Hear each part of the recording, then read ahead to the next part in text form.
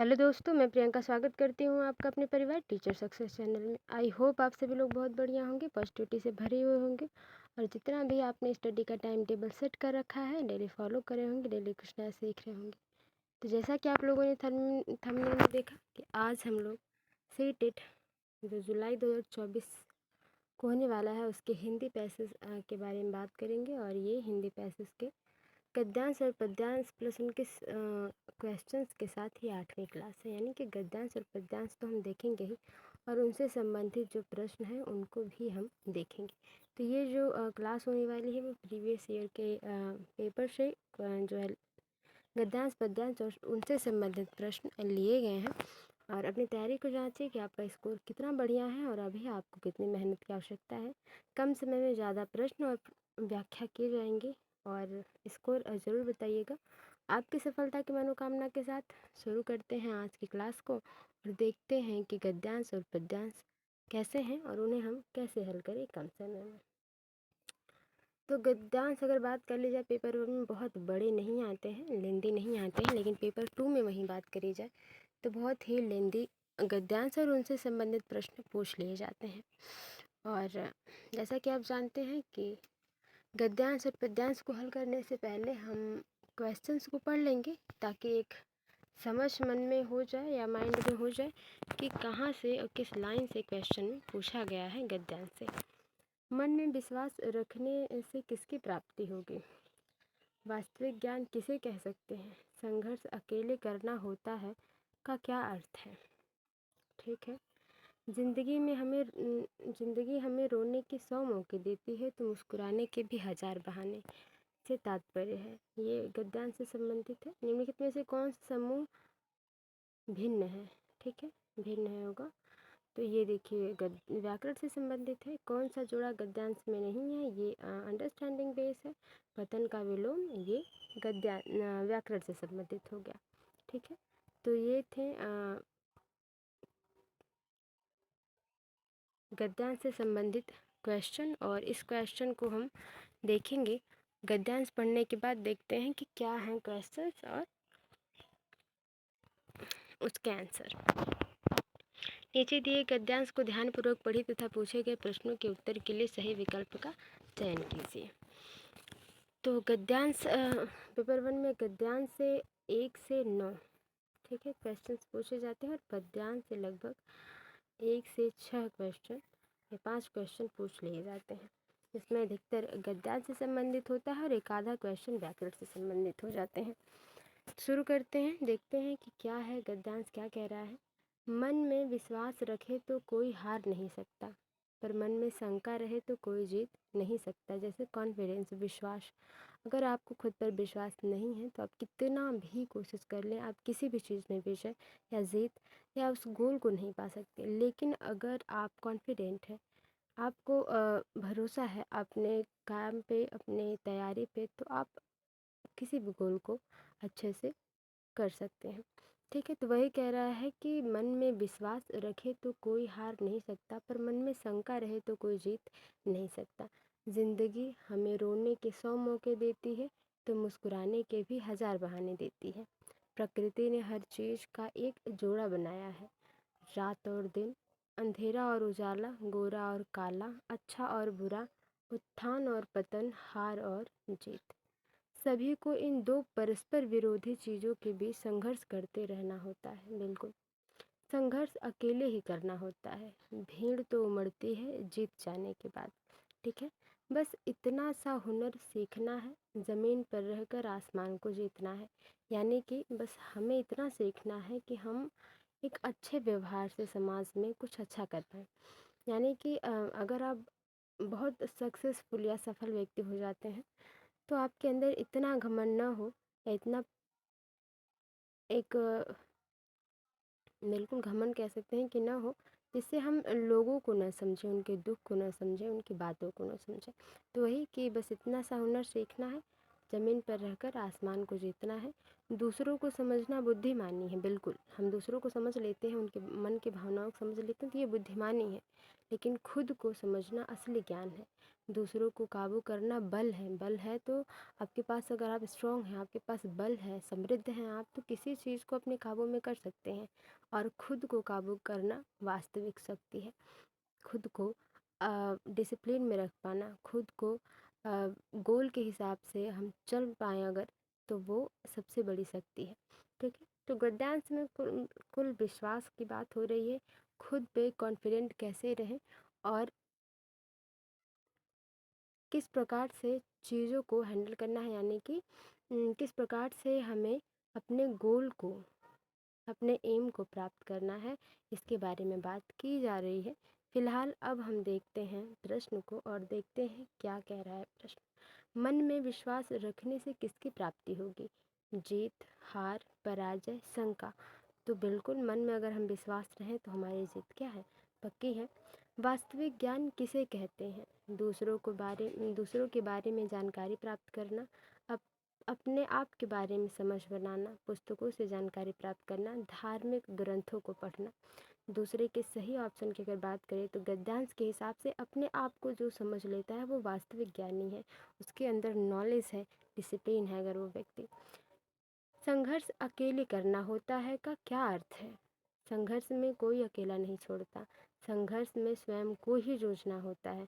संघर्ष से व्यक्ति निखरता है। सभी के जीवन में संघर्ष है। देखिए, इसमें क्वेश्चंस के जो ऑप्शन है वो ठीक है, लेकिन हमें गद्यांश के हिसाब से सोचना है। गद्यांश में कहा गया है कि संघर्ष से हमें क्या होता है? अकेले लड़ना होता है, यानी स्वयं को संघर्ष से खुद ही अकेले जूझना पड़ता है, कोई इसमें हमारी हेल्प नहीं करता है। तीसरे का जो दूसरा ऑप्शन बिल्कुल सही हो जाता है। ज़िंदगी हमें रोने के 100 मौके देती है तो मुस्कुराने के भी 1000 बहाने देती है। इससे क्या तात्पर्य है? ज़िंदगी में रोना तो होता ही है। ऑप्शन 2, ज़िंदगी में सुख दुख दोनों ही होते हैं। ज़िंदगी में सुख ही सुख होते हैं। ज़िंदगी में दुख के बाद ही सुख आते हैं। तो गद्यांश के हिसाब से चौथे ऑप्शन का जो सही ऑप्शन होगा दूसरा, चौथे क्वेश्चन का दूसरा ऑप्शन बिल्कुल सही हो जाएगा कि ज़िंदगी में सुख दुख दोनों इक्वल होते हैं, लगे रहते हैं। बस सुख में हमें समय छोटा लगता है कि बहुत कम समय के लिए सुख आया था, और दुख में हमें समय बड़ा लगता है कि हमारे पास दुख बहुत ज़्यादा है अदर लोगों की अपेक्षा। लेकिन वास्तविकता ये नहीं होती है, दोनों हमें बराबर ही मिलता है। ठीक है, फिलहाल 5वें क्वेश्चन की बात कर ली जाए। निम्नलिखित में से कौन सा समूह से भिन्न है? दिन रात, अंधेरा उजाला, गोरा काला, तरह तरह। तो देखिए, ये एक दूसरे के अपोजिट वर्ड हैं एक दूसरे के। ठीक है, लेकिन यहाँ तरह तरह पुनरुक्त शब्द है, यानी कि ये एक जैसे ही हैं। ठीक है, तो यही सबसे भिन्न है। कौन सा जोड़ा गद्यांश में नहीं है? रात और दिन, सुख और दुख, अच्छा और बुरा, उत्थान और पतन। छठवें के सही ऑप्शन की बात कर ली जाए तो इसमें सुख और दुख की बात नहीं की गई है। रात और दिन, अच्छा और बुरा, उत्थान पतन की बात की गई है, लेकिन सुख और दुख की बात नहीं की गई है। ये जोड़ा नहीं रखा गया है। तो छठवें का दूसरा ऑप्शन बिल्कुल सही हो जाता है। अगला है, पतन शब्द का विलोम है। अधोगति, नीचे गिरना, उत्थान, उन्नति। सातवें के सही ऑप्शन की बात कर ली जाए, पतन जहां आपका पूरी तरह से नाश हो जाए, ठीक है, वो पतन होता है। तो सातवें के सही ऑप्शन की बात कर ली जाए तो जहां पर आप शुरुआत करें नए चीज़ों का, वो उत्थान होता है। उन्नति अलग है, उत्थान अलग है। ठीक है, गद्यांश के अनुसार सच्ची शक्ति है दूसरों पर विजय प्राप्त करना, दूसरों को नियंत्रण में रखना, स्वयं पर नियंत्रण रखना, सफलता प्राप्त करना। तो बिल्कुल तीसरा ऑप्शन बिल्कुल सही है। बहुत ही आसान आज का गद्यांश था। ज़मीन पर रहकर आसमान को जीतना का भाव है अंतरिक्ष की सैर करना, विनम्रता के साथ सफलता की ऊंचाइयों को छूना, गगनचुंबी इमारतों का निर्माण करना, तकनीकी विकास की ऊंचाइयों पर जाना। तो विनम्रता के साथ सफलता की ऊंचाइयों को छूना, 9वें का दूसरा ऑप्शन बिल्कुल सही हो जाता है। तो ये गद्यांश से संबंधित 1 से 9 क्वेश्चन हो जाते हैं। अब ये पद्यांश आता है और इससे संबंधित 6 प्रश्न आते हैं। और जैसे कि हम लोगों ने गद्यांश में क्वेश्चन हल करने से पहले गद्यांश को पढ़ा, उसी तरह से हम यानी कि गद्यांश को पढ़ने से पहले क्वेश्चन को हमने पढ़ा है ताकि एक आउटलाइन हमारे माइंड में हो कि क्वेश्चन कैसा पूछा गया है। तो उसी तरह से हम पहले इसके क्वेश्चंस को भी पढ़ लेते हैं पद्यांश के। कवि के अनुसार विदेशियों की किस बात की नकल नहीं की गई है? कविता के किस शब्द के माध्यम से विदेशियों का अनुकरण करने वालों पर व्यंग किया गया है? उन्हीं में सन गए पंक्ति का भाव है। ये पद्यांश से ही सब है। जिनका स्वाभिमान समाप्त हो गया हो उनका जीना, ये भी पद्यांश से समझ में आएगा। संसार शब्द में एक प्रत्यय लगाने से कौन सा शब्द बनेगा? तो ये देखिए व्याकरण है। विशेषण शब्द का उदाहरण है, ये भी व्याकरण है। तो व्याकरण हम एग्जाम में सबसे पहले कर लेते हैं। तो ये 2 व्याकरण से संबंधित प्रश्न आ गए और 4 क्वेश्चंस जो हैं वो पद्यांश से संबंधित हैं। तो चलिए अब देखते हैं कि क्या है पद्यांश। दिया गया नीचे दिए गए पद्यांश को ध्यानपूर्वक पढ़िए तथा पूछे गए प्रश्नों के उत्तर के लिए सही विकल्प का चयन कीजिए। केवल विदेशी वस्तुएं ही क्यों, अब स्वदेशी है कहाँ? वह वेशभूषा और भाषा सब विदेशी है यहाँ। गुण मात्र छोड़ विदेशियों के हम उन्हीं में सन गए। कैसे नकल की वाह, हम नक्काल जैसे पूरे बन गए। सब स्वाभिमान डुबो चुके जो पूर्व पारावार में। आश्चर्य है हम आज भी हैं जी रहे संसार में। किंतु इसे जीना कहें तो फिर कहें मरना किसे।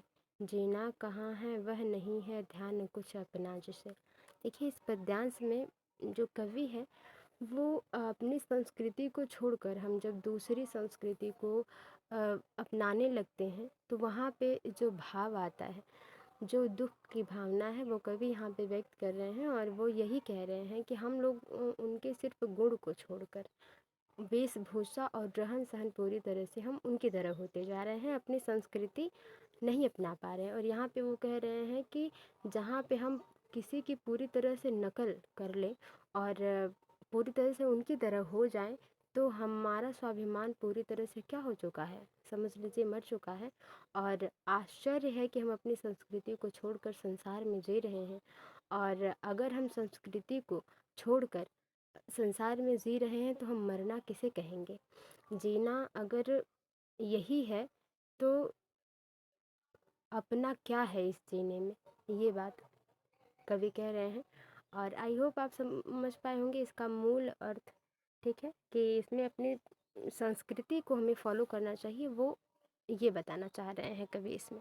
फिलहाल हमें क्वेश्चंस के हिसाब से देखना है बातों को। और कभी कभी ऐसा होता है कि पद्यांश कुछ टफ आ जाता है जो कि समझ में नहीं आता, लेकिन उनके क्वेश्चंस जो होते हैं पद्यांश के वो सीधे सीधे पद्य से ही लिए जाते हैं, उनका अर्थ लगभग बहुत कम पूछा जाता है, तो इससे एक फ़ायदा हो जाता है। कवि के अनुसार विदेशियों की किस बात की नकल नहीं की गई है?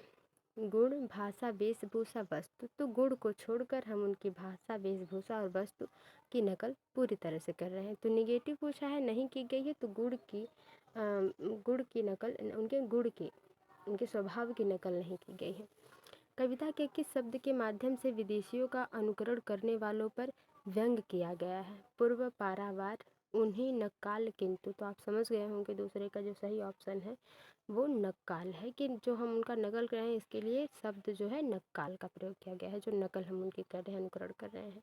उन्हीं में सन गए पंक्ति का भाव है, उन्हीं में डूब जाना, उनके जैसे हो जाना, उन्हीं की सुनना, उनके रंग पहनना। तो तीसरे का सही ऑप्शन क्या है आप समझ गए होंगे कि बहुत ही आसान है, उनके जैसे हो जाना, उन्हीं में सन जाना का भाव है। जिनका स्वाभिमान समाप्त हो गया है उनका जीना अनुकरणीय है, प्रासंगिक है, शोभनीय है, अशोभनीय है। यानी कि जिसका स्वाभिमान मर चुका है, समाप्त हो चुका है, वो उसका जीना कैसा है। चौथे के सही ऑप्शन की बात कर ली जाए तो अशोभनीय है, शोभा नहीं देता अपनी संस्कृति को छोड़कर जीना, यही पद्यांश में कवि कहना चाहते हैं। संसार शब्द में एक प्रत्यय लगाने पर शब्द बनेगा। देखिए प्रत्यय लास्ट में जोड़ा जाता है शब्द के और उपसर्ग पहले, तो प्रत्यय जोड़ा जाएगा अगर एक संसार में तो ये सांसारिक बनेगा। देखिए लेकिन यहाँ पे सांसारिक कैसे लिखा जाएगा वो बहुत इम्पॉर्टेंट है जानना। तो सांसारिक हम इस तरह से लिखते हैं, ठीक है। तो यही वाला सांसारिक यहाँ सही हो जाता है। विशेषण शब्द का उदाहरण है संसार, विदेशी, वेशभूषा, मरना। तो विशेषण मतलब विदेशी शब्द का, विशेषण शब्द का उदाहरण विदेशी है। यहाँ विदेशी क्या है, विशेषण है, ठीक है। छठवें का दूसरा ऑप्शन बिल्कुल सही हो जाता है।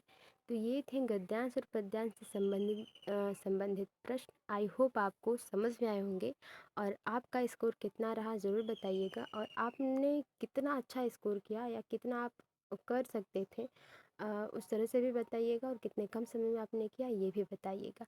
अगर आपको वीडियो थोड़ी सी भी हेल्पफुल लगी तो वीडियो को लाइक करें, शेयर करें, कमेंट बॉक्स में बताएं कि आपका स्कोर कितना रहा और वीडियो आपको कैसी लगी। मिलते हैं आपसे अगली वीडियो में, तब तक के लिए bye bye, take care, be positive, be motivated. धन्यवाद।